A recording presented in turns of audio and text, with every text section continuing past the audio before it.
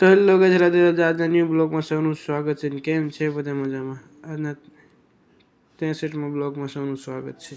અને પછી હું તો નીકળી ગયો મારા કામ બધું રોજની જેમ, કારણ કે કામે તો જવું પડે। કામ વગર તો કાંઈ સુરતમાં નથી, કામ તો કરવું જ પડે ગમે ત્યાં રહ્યું એટલે હું તે ફાઇનલી નીકળી ગયો આપણા કામ બાજુ। તે હું તો પછી ફાઇનલી પહોંચી ગયો તો આપણા કારખાને પહોંચીને લઈ લીધા હીરા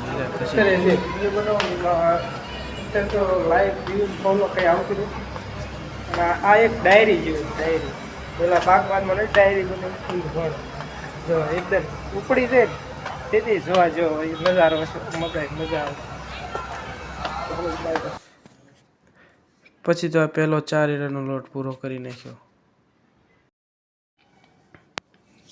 તો પછી બપોરે તો હું જમીન પાછો બેસી ગયો તો કામે બેસવા, કારણ કે શેઠની બધા ગયા હતા બહાર, એકલો જ હું હતો કારખાનામાં, બીજું કોઈ નહોતું। મેં કીધું બેઠો બેઠો આરામથી હીરા બનાવો, બીજું હું ઊંઘ લાગતી પણ શું કરવું, હોવા તો જવાય નહીં, કારણ કે કારખાનું આખું અહીંયા હોપીને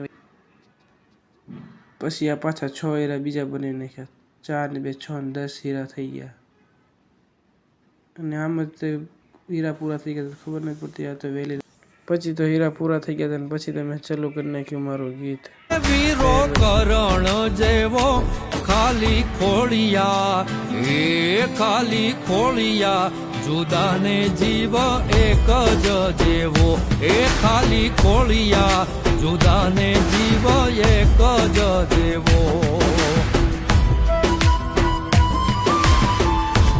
તે પછી 6 વાગી ગયા હતા, 6 વાગ્યા પછી મેં કીધું મોડું થયો તો સુરેશદા તો હાથો મેં તૈયારી છે એટલે આપણે ઘરે જવાનો ટાઈમ થવાનો છે એટલે તે હું તો પછી અંદર કારખાનાની અંદર ગયો તો હીરા તો પૂરા થઈ ગયા કે તારે જવું હોય તો જા, મેં કીધું કાંઈ નથી, હું ઘરે નીકળી ગયો પછી। તો આજનો વિડીયો ગમે તો લાઈક ફોલો કમેન્ટ કરી નાખજો। મળીએ કાલના નેક્સ્ટ બ્લોગમાં। રાધે રાધે।